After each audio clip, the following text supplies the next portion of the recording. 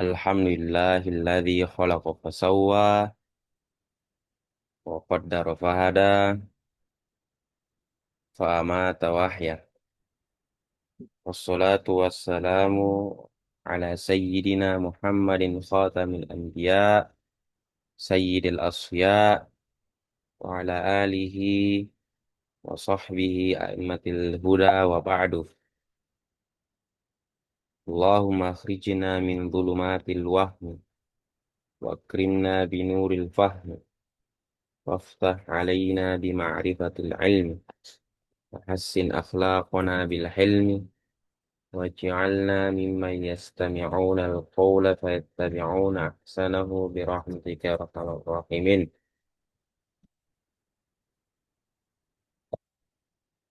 قال المصنف رحمه الله تعالى ونفعنا به وبعلومه في الدارين آمين من رب العالمين.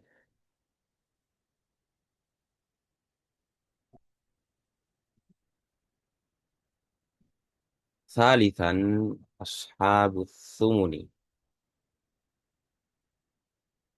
الثمن فرد الزوجة فأكثر إذا كان للزوج فرع.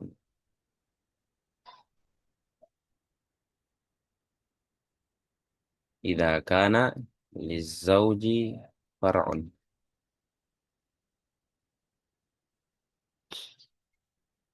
Baik, kita lan sekarang kita sudah memasuki poin yang ketiga, yakni bagian ahli waris yang ke yang ketiga ini, yakni adalah seperdelapan, ya, atau seperdua atau setengah hasil bagi dua dari seperempat, ya. Itu. Jadi bagian ahli waris yang berikutnya ini adalah yang ada hubungannya dengan yang kedua, poin kedua, ya.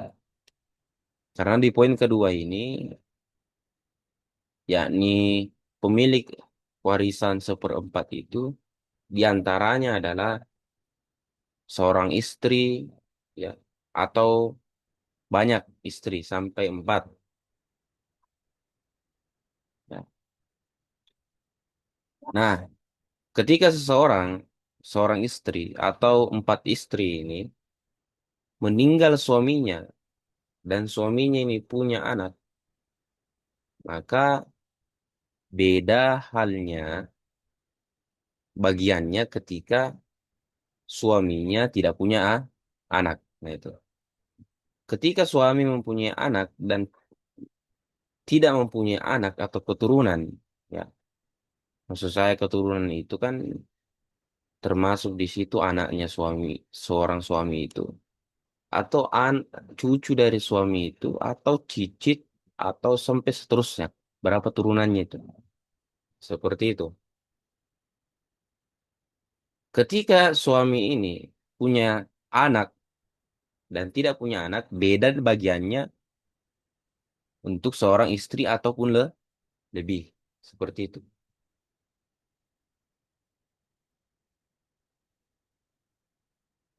Nah, ketika seorang istri ataupun banyak istri meninggal suaminya dan tidak punya anak, maka sudah dijelaskan pekan sebelumnya bahwa seorang istri ataupun lebih ini dia mendapatkan seperempat harta dari suaminya. Kalau suaminya tidak punya keturunan.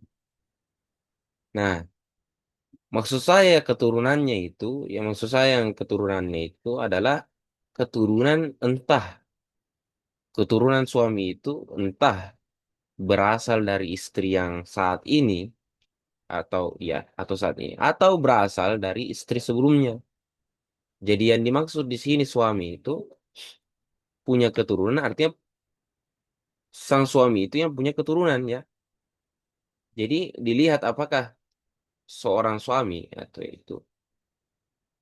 itu punya keturunan atau tidak. Entah itu keturunannya, yang intinya itu keturunan itu adalah anak kandung dari seorang suami itu. Nah, itu yang jelasnya. Yang jelas, yang diperhatikan di situ syaratnya, syarat seorang istri mendapatkan seperempat itu adalah ketika suami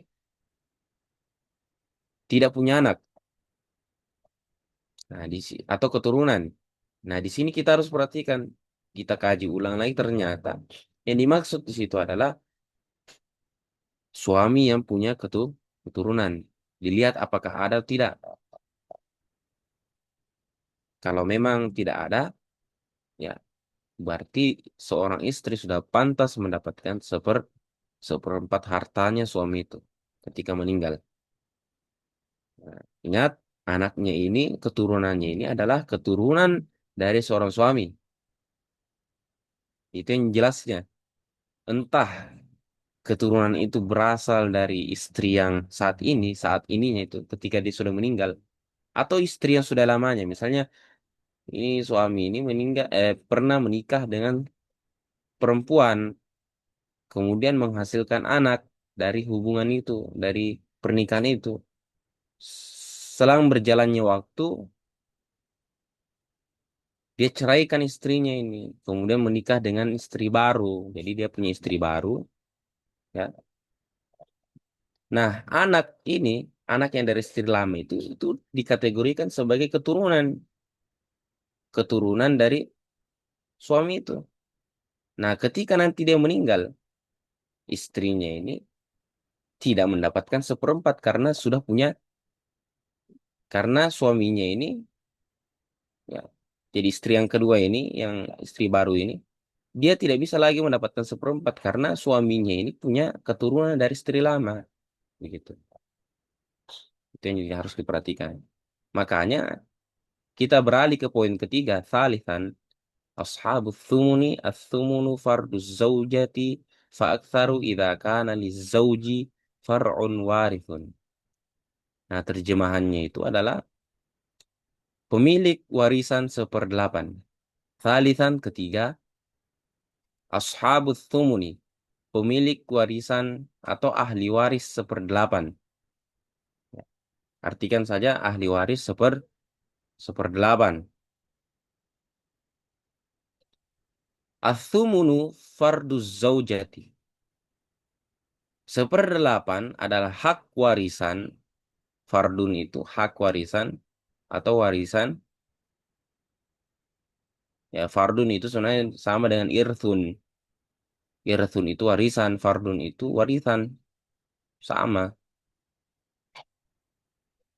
sama maknanya.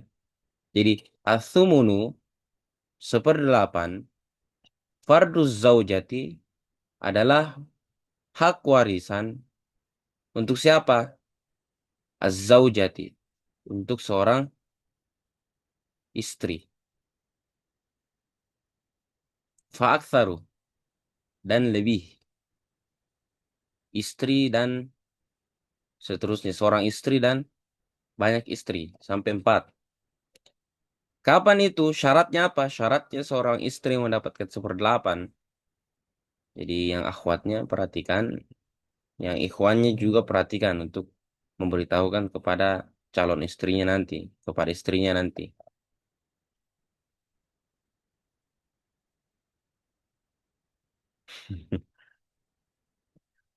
Jadi misalnya, misalnya ikhwan ini punya banyak, is- yang ikhwannya ini punya banyak istrinya empat.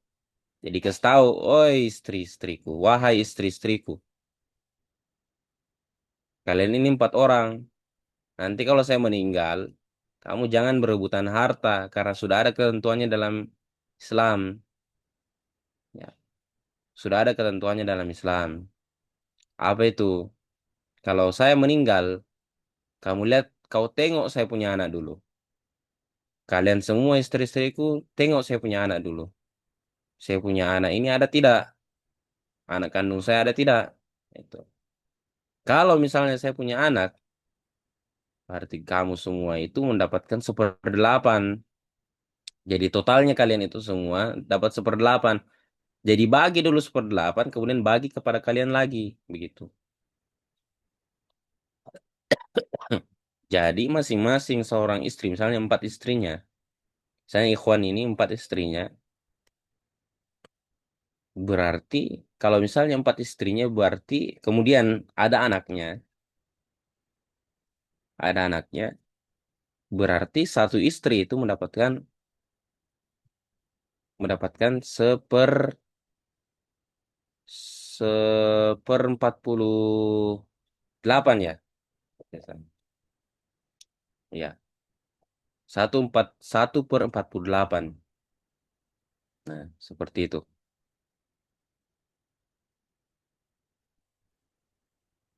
Nah, jadi yang memiliki atau pemilik harta warisan 1/8 ini adalah seorang istri ataupun banyak.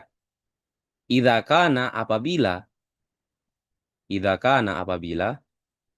lizauji far'un warithun. Apabila seorang suami memiliki keturunan. Nah, itu.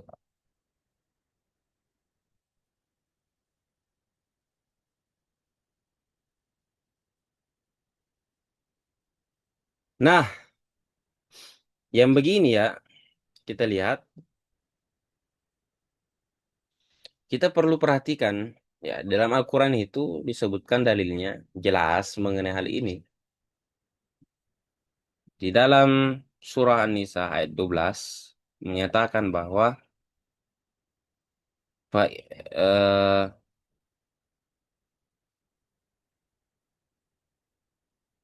walahunna thumunu mimma taraktum in kana illam yakul lakum in kana lakum walad ya. Yang pertama itu walahunna rubu'u mimma taraktum illam yakul lakum waladun. Untuk seorang istri di situ terjemahannya, untuk seorang istri itu mendapatkan 1/4 dari mimma taroktum, dari apa yang kalian tinggalkan dari harta warisan. Jadi harta warisan itu mimma taroktum, dari apa yang kalian tinggalkan. Yang kalian tinggalkan di situ maksudnya adalah warisan, entah itu warisan hutang atau apa, hutang atau harta. Jadi warisan itu hanya dua, warisan itu hanya dua. Kalau bukan utang berarti uang. Itu simpelnya.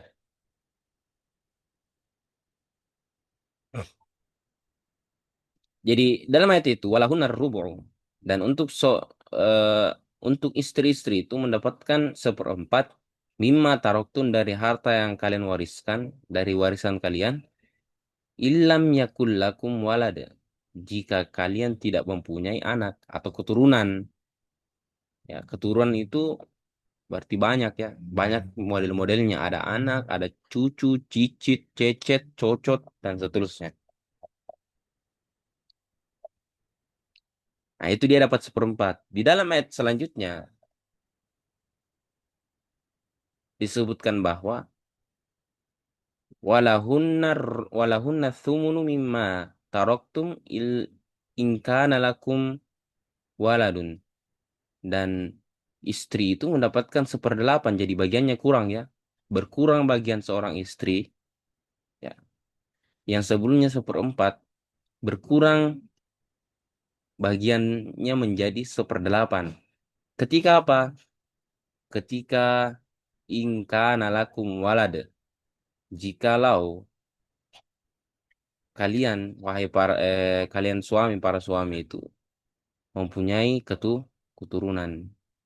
Jadi jelas berkurang bagian seorang istri. Begitulah ketetapannya dalam Islam. Ketetapan dalam Islam itu menyatakan bahwa jikalau bertambah, artinya ya secara logika saja kita jelas ya, jelas menyatakan bahwa kalau bertambah maka ada yang berkurang gitu. Itu logikanya. Jikalau bertambah anggota baru dalam keluarga atau ada anggota keluarga yang lain, berarti otomatis bagiannya berkurang begitu. Itu logikanya begitu.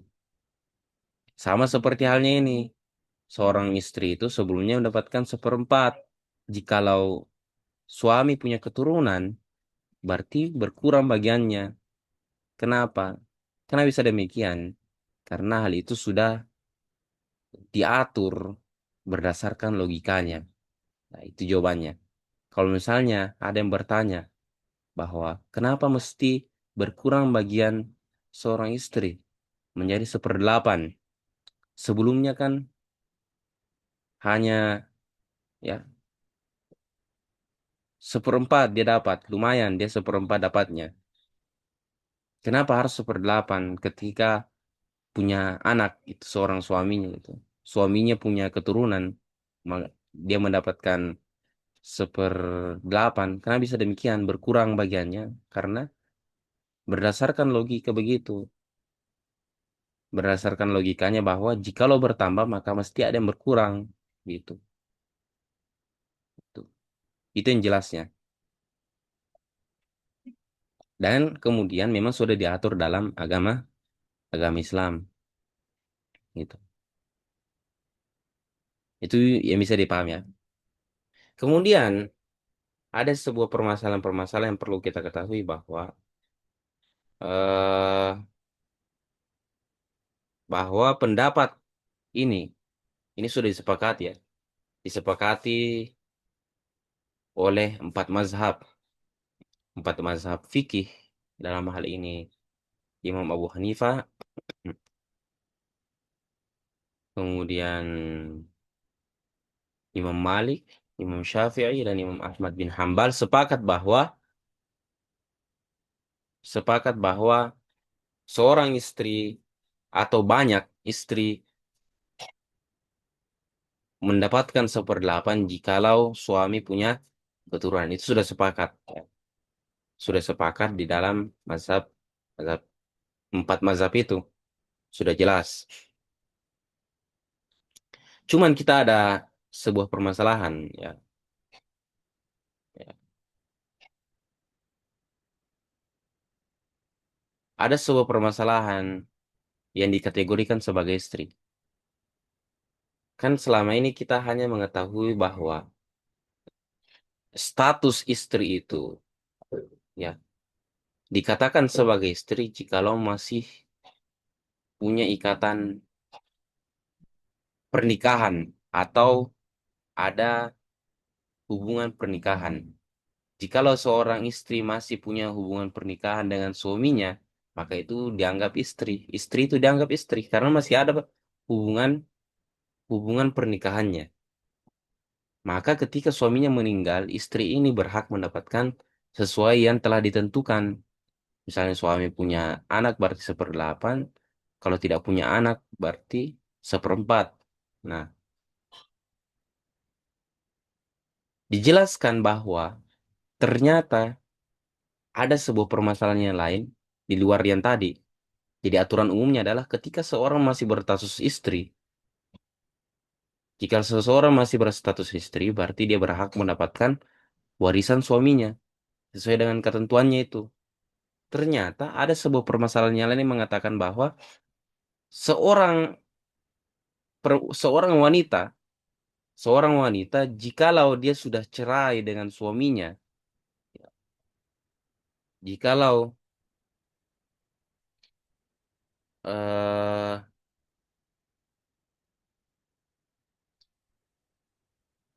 seorang wanita ya, seorang wanita, jikalau dia sudah cerai dengan suaminya, maka di dalam sebuah pendapat ya berdasarkan eh, mazhab dari Abu Hanifah mengatakan bahwa dia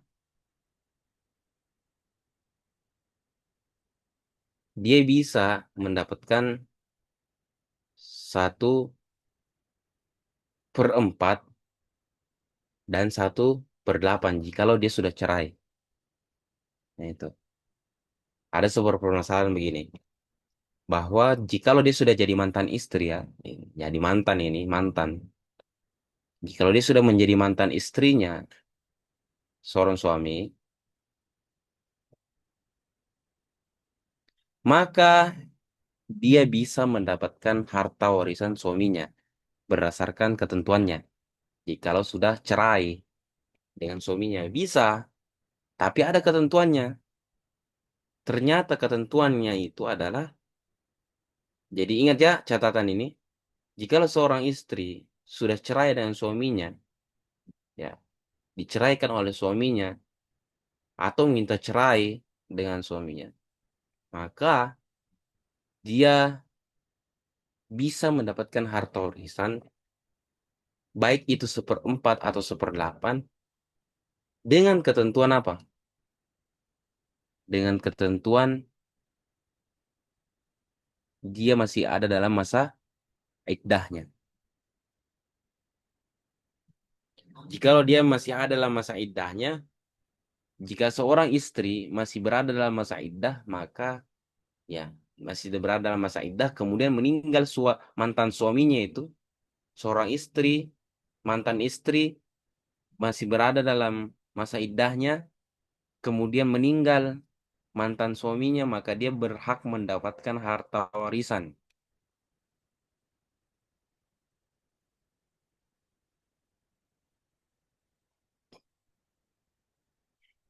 Nah itu, dia berhak mendapatkan harta warisan.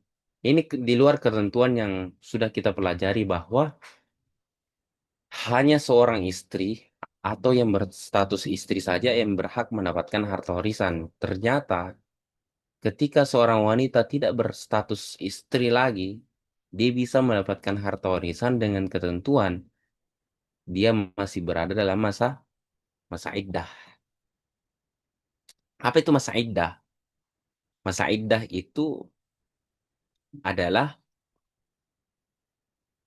masa di mana ya seorang istri itu ya atau mantan istri, masa di mana seorang mantan istri itu menunggu setelah perceraian. Jadi iddah itu adalah waktu di mana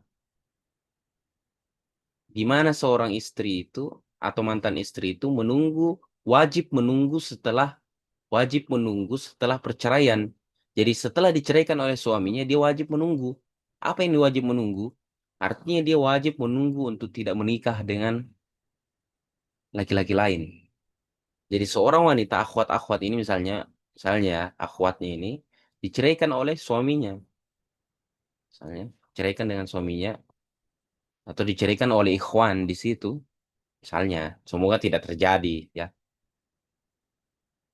semoga tidak bakal terjadi demikian. Akhwat ini diceraikan oleh ikhwan, tidak boleh menikah. Misalnya dia sudah diceraikan oleh ikhwan, kalian akhwat-akhwat tidak boleh menikah, tidak boleh menikah dulu maksudnya. Jangan dulu menikah dengan laki-laki yang lain. Jangan sampai kamu setelah diceraikan langsung kamu cari laki-laki lain. Atau istilahnya mati satu tumbuh 1.000. Ya. Mati satu tumbuh satu lagi. Jadi tidak boleh begitu. Ya. Jadi kalau sudah misalnya ya, sudah diceraikan, kalian akhwat tidak boleh langsung menikah. Kenapa? Karena ada dalam Islam itu istilahnya masa iddah. Masa iddah itu adalah masa di mana seorang wanita tidak boleh menikah setelah diceraikan. Entah cerainya itu cerai hidup atau cerai mati. Jadi cerai itu dua macam. Ada namanya cerai hidup, ada cerai mati. Cerai hidup itu adalah ketika suami menceraikan istrinya dalam keadaan hidup suaminya itu dan hidup istrinya. Cerai mati itu adalah ketika suami meninggal itu. Ketika suaminya itu meninggal, otomatis istrinya di situ sudah diceraikan dengan cara meninggalnya itu. Nah, itu. Jadi masa iddah itu masa wajib menunggu. Menunggu apa? Setelah perceraian, cerai mati ataupun cerai hidup. Menunggu apa? Menunggu untuk tidak menikah dengan laki-laki lain. Ya. Apa tujuannya itu sebenarnya?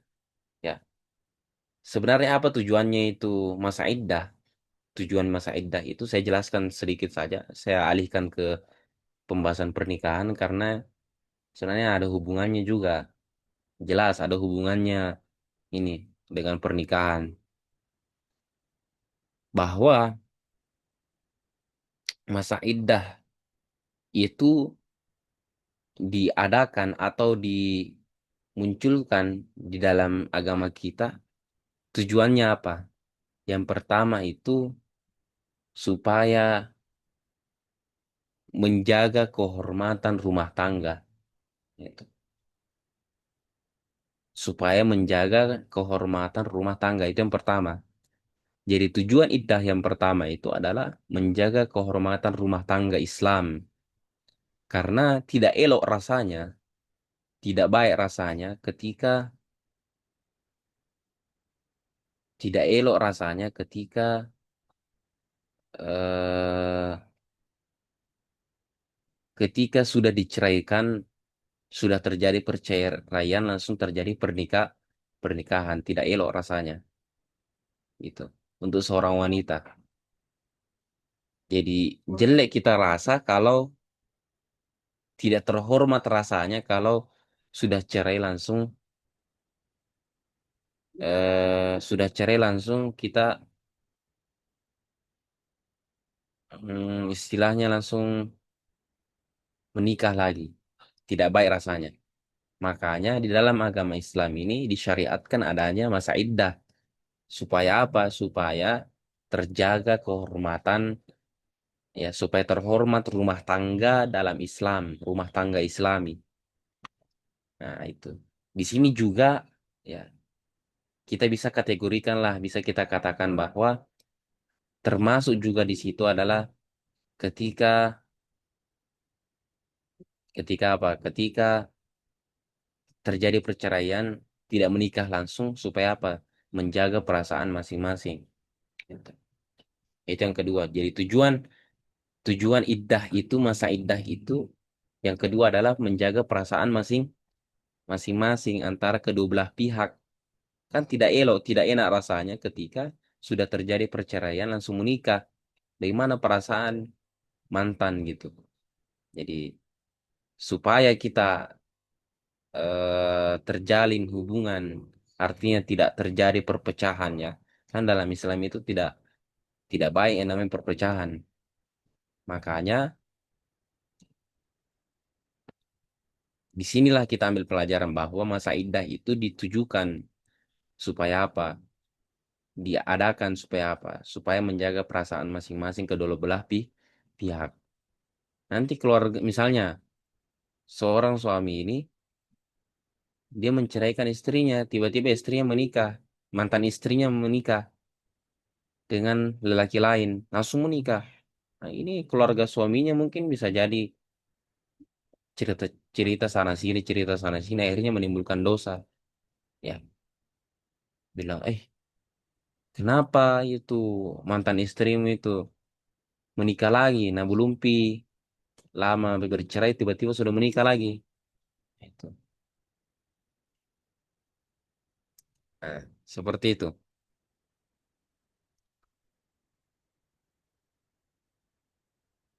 Ya.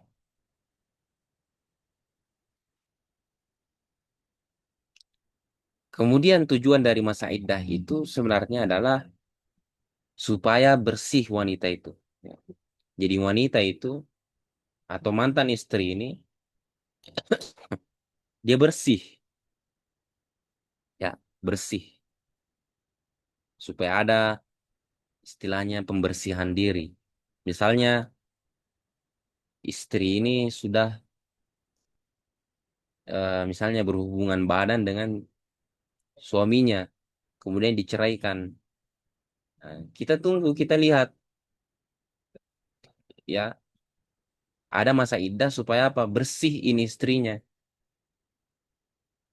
supaya bersih rahimnya dan sebagainya, bersih dirinya, jiwanya dan sebagainya, bersih dari sisa-sisa kenangan masa lalu. Itu istilahnya. Jadi supaya bersih dari kenangan masa lalu ini, adanya masa indah itu. Takutnya nanti kalau setelah perceraian menikah dengan suami baru, ya takutnya nanti dia gamon gitu. Dia gamon dengan suami lamanya. Hai saya gamon. Akhirnya suami barunya cemburu. Itu suami barunya cemburu. Bilang, kenapa Pak kau mau menikah dengan saya sedangkan kau masih ingat suami lamamu? Cemburu kan begitu. Takutnya begitu. Makanya ada masa iddah supaya wanita ini bisa melakukan pembersihan diri. Supaya bisa melakukan pembersihan diri dari mengingat kenangan masa lalu dan sebagainya. Membersihkan dirinya, jiwanya, badannya dari bekas-bekas suami lamanya itu. Nah, seperti itu. Itu dimaksud dengan masa iddah. Masa masa iddah atau waktu seorang perempuan tidak menikah dengan suami baru itu tergantung masing-masing keadaan, ada syarat-syaratnya.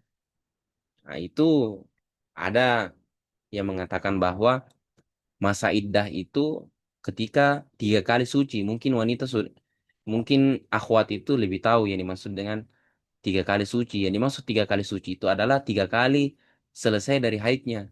Jadi kalau wanita itu sudah 3 kali selesai dari haidnya, misalnya dia haid ya 1 minggu, kemudian bersih setelah itu baru dihitung satu. Kemudian haid berikutnya bersih lagi, dihitung dua. Kemudian haid berikutnya, kemudian bersih lagi, itu dihitung tiga. Maka setelah 3 kali bersih, itu berarti dia sudah selesai dari masa iddah. Berarti dia sudah bisa mencari suami barunya. Nah, tergantung situasinya masing-masing. Dan ada macam-macam yang banyak mengenai masalah masa iddah. Nah, yang terpenting adalah seorang istri atau mantan istri yang berada dalam masa iddah itu dia berhak mendapatkan harta harta warisan. Itu. Dia berhak mendapatkan harta warisan. Jadi misalnya Fulanah atau Fatimah diceraikan oleh Muhammad ya, atau misalnya ya diceraikan oleh Muhammad, maka ketika Muhammad meninggal, sedangkan Fatimah masih berada dalam masa iddahnya, maka dia berdasarkan pendapat yang tadi, pendapat ke mazhab Abu Hanifah, mengatakan bahwa dia sudah dia masih bisa mendapatkan masih bisa mendapatkan harta warisan.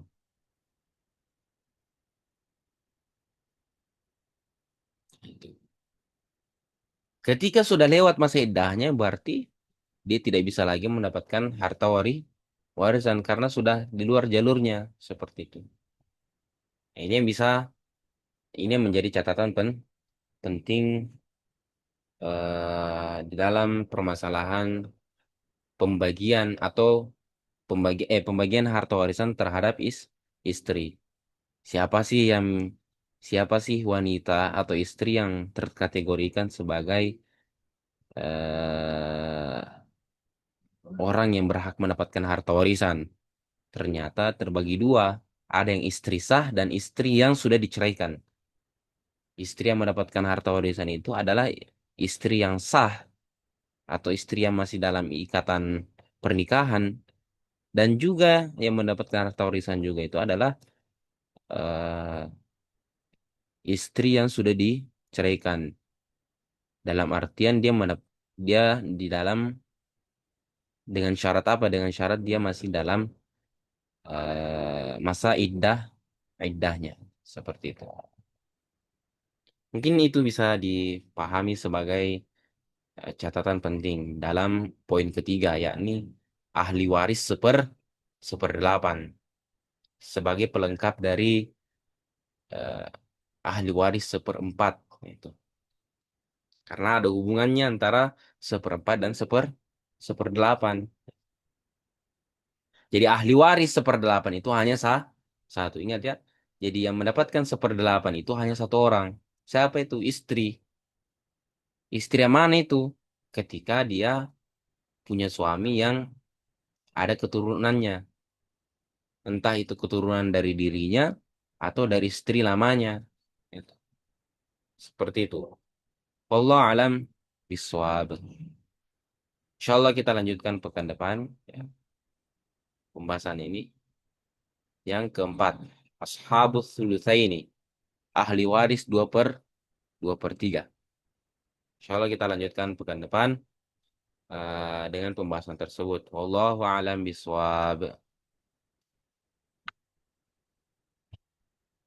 Amin ya karim. Bismillahirrahmanirrahim. Alhamdulillahirabbil alamin. Hamdan yuafi ni'amahu wa yukafi mazidah. Ya Rabbana lakal hamdu kama yanbaghi li jalalil karim wa adim sultanik. Allahumma shalli wa sallim ala sayyidina Muhammadin wa ala alihi wa sallim. ربنا انفعنا بما علمتنا وعلمنا ينفعنا سبحانك لا علم لنا إلا ما علمتنا إنك أنت العليم الحكيم ولا حول ولا قوة إلا بالله العلي العظيم اللهم انفعنا بما سمعنا اللهم انفعنا بما علمنا اللهم انفعنا بما علمتنا يا رب العالمين اللهم فقهنا في الدين وعلمنا التأويل سبحانك اللهم بحمدك نشهد أن لا إله إلا أنت أستغفرك ونتوب إليك ربنا آتنا في الدنيا حسنة في الآخرة حسنة وقنا عذاب النار وصلى الله عليه والحمد لله رب العالمين السلام عليكم ورحمة الله وبركاته